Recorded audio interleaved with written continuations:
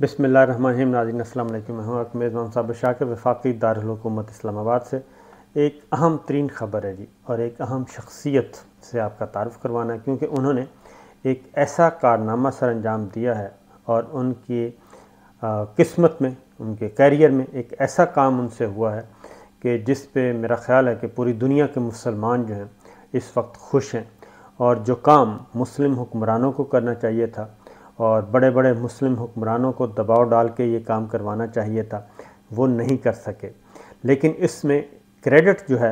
वो पाकिस्तान के वज़ीर-ए-आज़म इमरान ख़ान को जाता है और तुर्की के सैयद तैयब एर्दोग़ान को जाता है,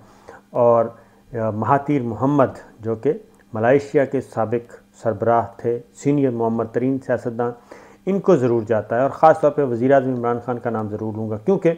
अगर आपने चैनल को सब्सक्राइब नहीं किया तो सबसे पहले चैनल सब्सक्राइब कर लें, बेल आइकन को क्लिक करें और वीडियो को लाइक ज़रूर कीजिएगा ताकि आप तक हमारी वीडियोस बर वक्त पहुँचती रहें। इस्लामोफोबिया, इस्लाम से दुश्मनी, इस्लाम के ख़िलाफ़ प्रोपेगेंडा करना, इस्लाम को बदनाम करना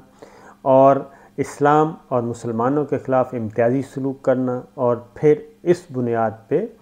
बुरा भला कहना, मुसलमानों को इस्लामोफोबिया को फैलाना,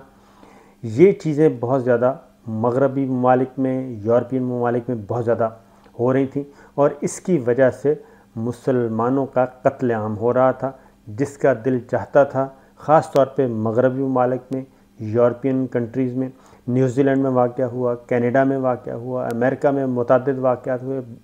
और बरतानिया में हो चुके हैं कि इस बुनियाद पे निशाना बनाया गया शहरियों को वहाँ पे कि ये मुसलमान हैं। मस्जिदों पे हमले किए गए, मस्जिदों में फायरिंग की गई और वहाँ पे मुसलमानों का कत्लेआम किया गया। और ताज़ा तरीन जो सबसे बड़ा वाक़या था वो था न्यूज़ीलैंड का, और न्यूज़ीलैंड की मस्जिद में हुआ था। उसके बाद फिर कनाडा में हुआ, ट्रक चढ़ा दिया गया मुसलमानों पे, और गिरफ़्तार लोगों ने बताया कि ये क्यों किया गया, और वो सिर्फ़ और सिर्फ इस्लामोफोबिया।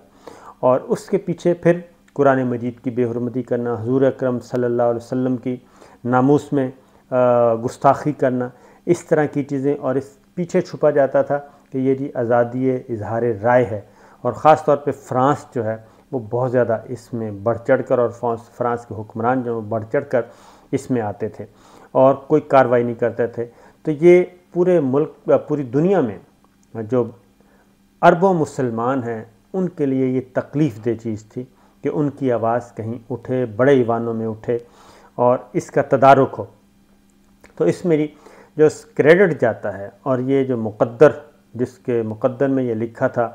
वो हैं अमेरिका की एक मुसलमान ख़ातून इल्हान उमर।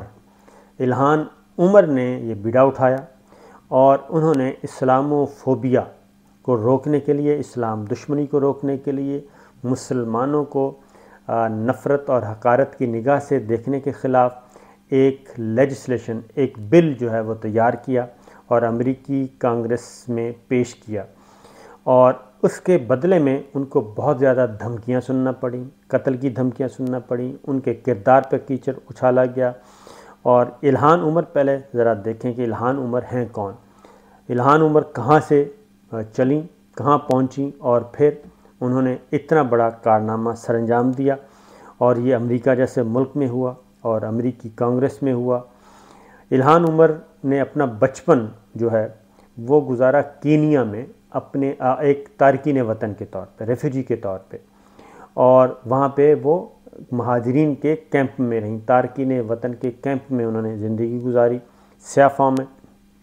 और उनका ख़ानदान जो है वो सोमालिया से नक़ल मकानी करके अमेरिका पहुँचा,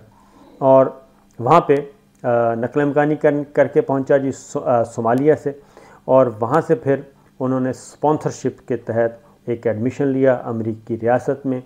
और वहाँ से उन्होंने अपने तालीमी कैरियर का आगाज़ किया, तालीम हासिल की, और 2016 में 36 साल की उम्र में अमेरिकी रियासत से ईवान नुमाइंदगान की रुकन मुंतखब हुई।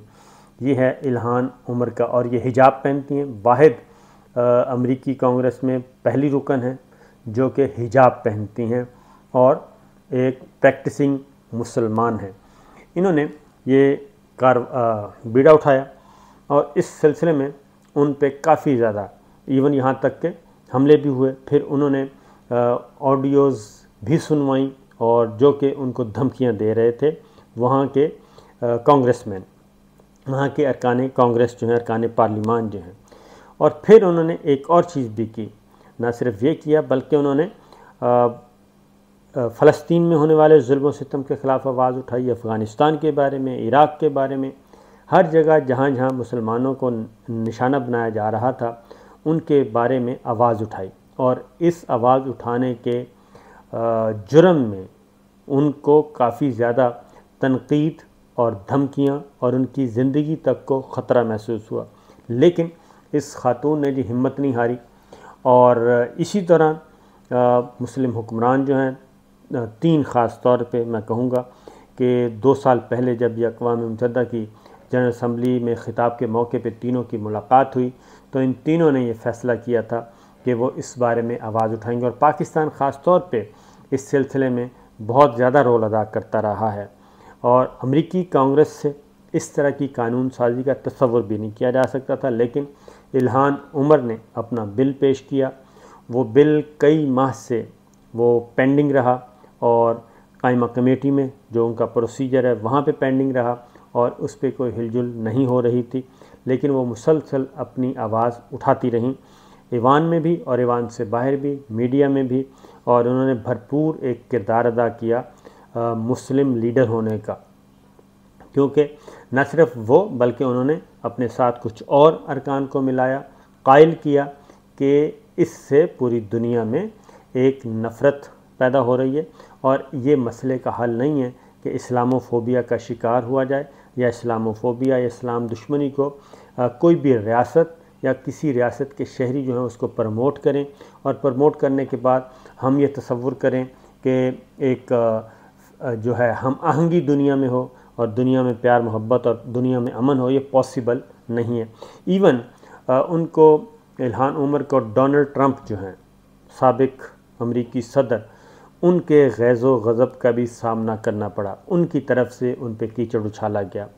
اور بہت سارے ارکان نے ان کے ذات پہ، ان کے کردار پہ کیچڑ اچھالنے کی کوشش کی، لیکن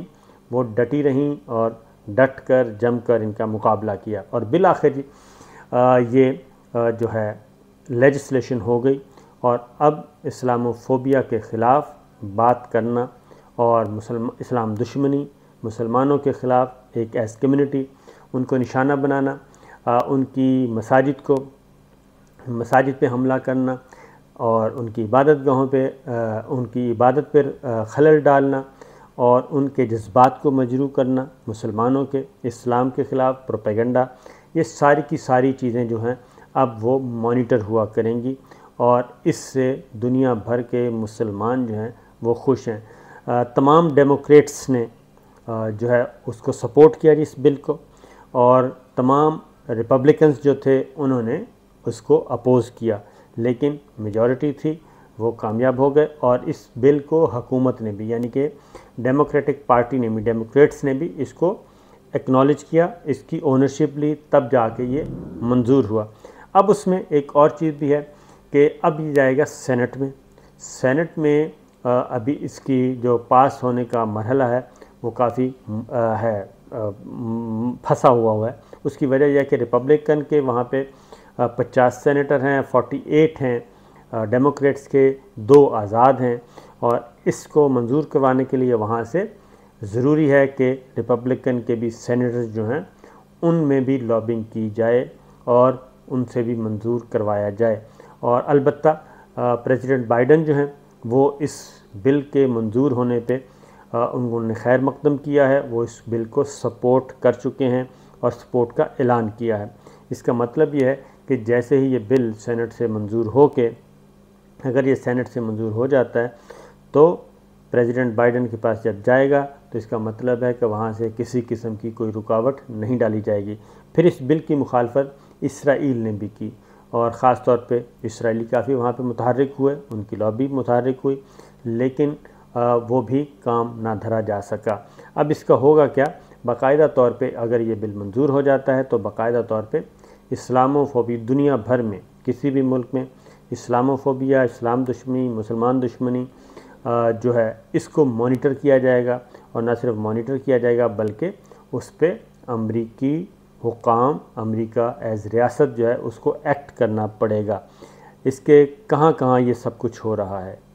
اس وقت سب سے زیادہ جو ہے وہ فلسطینی اس کا شکار ہیں، اس کے بعد انڈیا پہنچ جائیں، انڈیا میں بہت زیادہ یہ معاملہ ہے، فرانس میں بہت زیادہ ہے، یورپین کنٹریز میں سر فہرست فرانس ہے جو کہ اس کو ریاستی جو سرپرستی میں یہ سب کچھ ہو رہا ہے، اسلاموفوبیا۔ انڈیا میں ریاستی سرپرستی میں یہ ہو رہا ہے، اور فلسطین کے خلاف اسرائیلی ریاستی سرپرستی میں یہ سب کچھ ہو رہا ہے۔ تو یہ ساری چیزیں جو ہیں وہ ہو رہی ہیں، اور خاص طور پہ الہان عمر کو یہ بھی کریڈٹ جاتا ہے کہ اپنے اس بل سے ہٹ کے انہوں نے کہا تھا کہ اگر اسلاموفوبیا کو اسی طرح پروموٹ کیا جاتا ہے تو پھر امریکہ میں اور حماس میں کیا فرق ہے، امریکہ میں اور جو ہے کیا کہنا چاہیے اسرائیل میں کیا فرق ہے، اور یہ جتنی بھی شدت پسند تنظیمیں ہیں ان میں اور ان میں کیا فرق رہ جاتا ہے۔ تو اس لیے ہمیں ایک ماڈرن اسٹیٹ کے طور پہ، ایک فراخ دل معاشرے کے طور پہ ہمیں بالکل ایکٹ ایسا کرنا چاہیے تاکہ یہ چیز ختم ہو، اور اس سے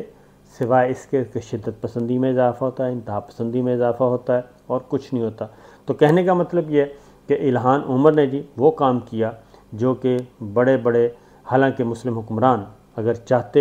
تو اپنا وزن جو ہے وہ ڈال سکتے تھے، وہ باقاعدہ طور پہ OIC کی فورم سے یہ بات جانی چاہیے تھی، ڈٹ کر مقابلہ کرنا چاہیے تھا، لیکن ایسا کچھ بھی نہیں ہوا، اور بالآخر الہان عمر اور ان کے ساتھ ایک اور خاتون اور پھر 2 اور خواتین، ان سب نے مل کے یہ کام کیا، اور اس طریقے سے کہا جا سکتا ہے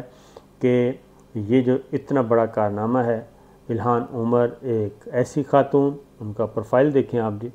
کہاں سے وہ چلیں اور اللہ تعالیٰ نے ان سے کیا کام لیا۔ تو دیکھتے ہیں جی آگے کیا ہوتا ہے، اس کو امپلیمنٹ کیسے کیا جاتا ہے، اس کا پولیٹیکل یوز بھی ہو سکتا ہے مستقبل میں، اور ظاہر ہے پولیٹیکل یوز ہو لیکن مسلمانوں کے حق میں اگر اچھی آتی ہے، بہتری آتی ہے، تو اس کی وجہ یہ ہے کہ چائنا اس وقت، آپ کو پتہ ہے کہ چائنا کو خاص طور پہ ٹارگٹ کیا ہوا ہے ایغور کے مسلمانوں کے حوالے سے، اور اس ایشو کو بھی امریکہ اور یورپ جو ہے وہ آہستہ آہستہ آگے بڑھا رہے ہیں اور اس کو ہٹ کر رہے ہیں، خاص طور پہ افغانستان کے بعد کی صورتحال، اور جس طریقے سے چائنا جو ہے وہ اپنی تجارتی اور سرمایہ کاری کے حوالے سے بیلٹ اینڈ روڈ انیشیٹو کو لے کے پوری دنیا میں پھیل رہا ہے اور آگے بڑھ رہا ہے، تو اس میں اب ایغور کے مسلمانوں کا معاملہ بھی اٹھایا جا رہا ہے۔ تو یہ ایک ملٹی پرپز اور ملٹی ڈائمینشنل اس کا ہوگا ایفیکٹ، لیکن بہرحال ہم الہان عمر کو مبارکباد دیتے ہیں اور خراج تحسین بھی پیش کرتے ہیں کہ انہوں نے، ان کے ہاتھ سے ایک اچھا کام ہوا اور ڈٹ کر ہوا۔ اجازت دیجیے، اللہ حافظ۔